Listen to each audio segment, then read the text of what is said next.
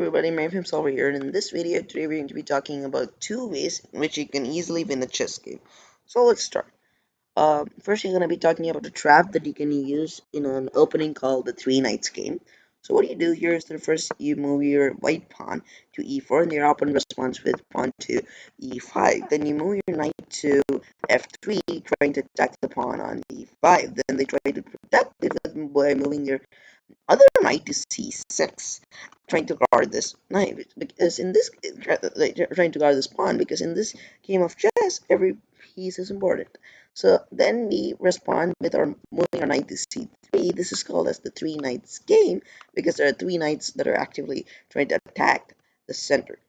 So now what we do is we completely try to gain more control.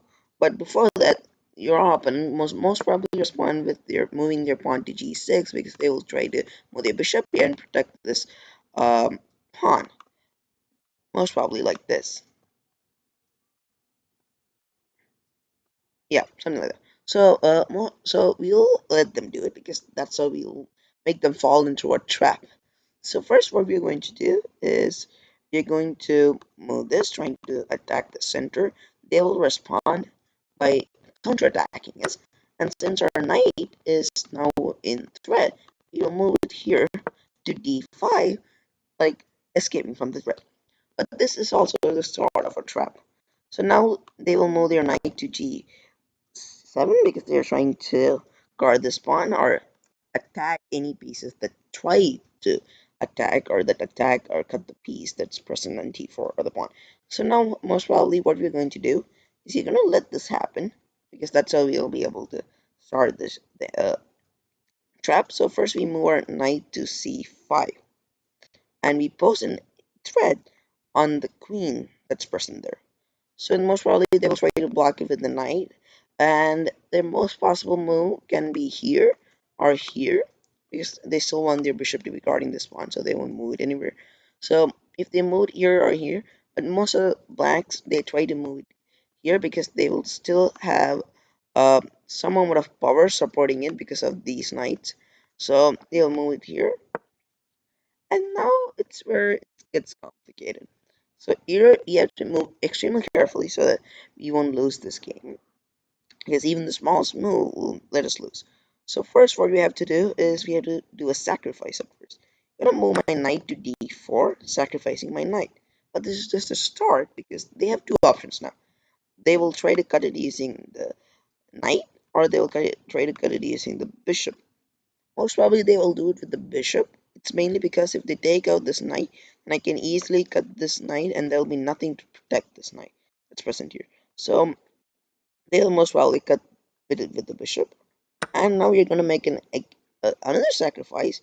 This is going to be a queen sacrifice. You're going to cut the bishop.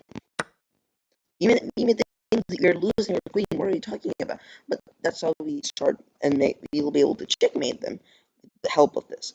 So now they will most probably try to attack your queen, cut it because they're getting a queen. So now it's just checkmate because you can see the possibility bar that just went up right now. So now what we're going to do is a sequence of two moves in which we can win this game. First, we are gonna give them a check by moving the knight to f6. Their only possible option is to move it here. So they move it here. Now I my bishop here, and guess what? It's checkmate. So because the king has no other options to go, because it'll be this piece is guarded by this knight, and they gonna go here because this piece is guarded by this knight, and they can also not move here because this piece is guarded by their bishop. So yeah, you can see it's a checkmate. So that was a great game that we can use.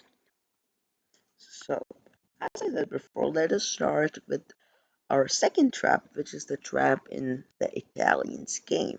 So what is the Italians game first? First we move up a pawn to e4 and they respond with moving their pawn to e5. Then we move our knight to f3 trying to impose a threat on or pose a threat on the pawn that's black pawn that's at e5. Then they respond with moving their knight to c6 trying to guard their pawn on e5.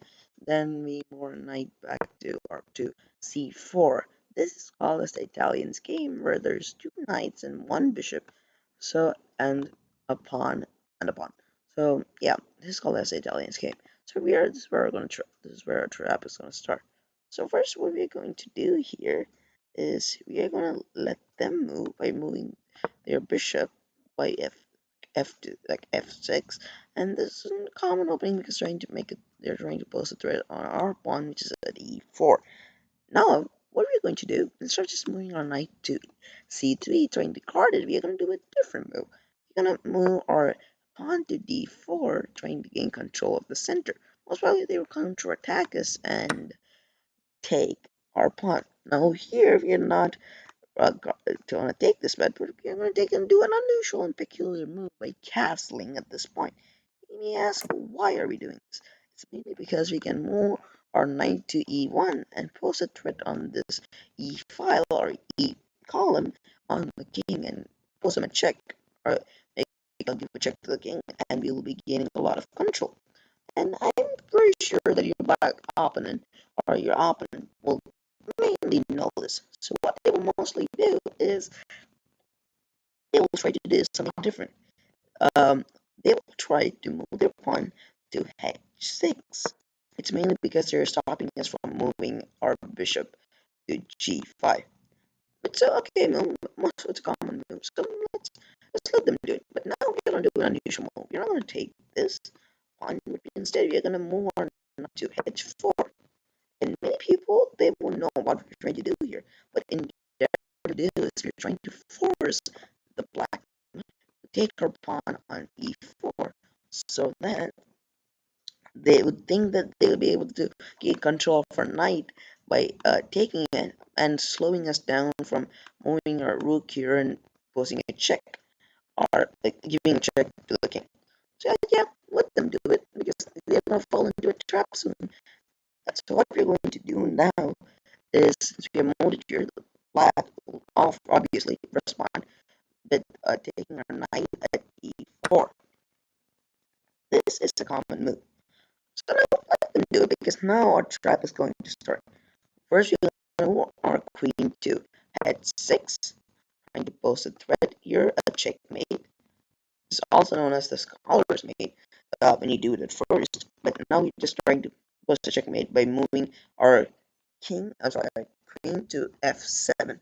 So they will not let this happen. So most probably they have two options. They could either move their knight here to e5 and try to block it, or they will move their pawn here to g6.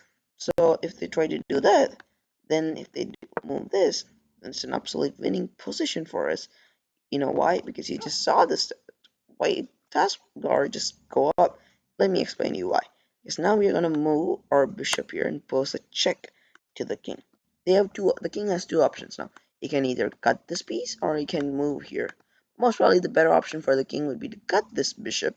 It's mainly because if he does not, he would still have all these strong pieces near him, very close to him, very near him, very close to him, which will indirectly pose a very great threat.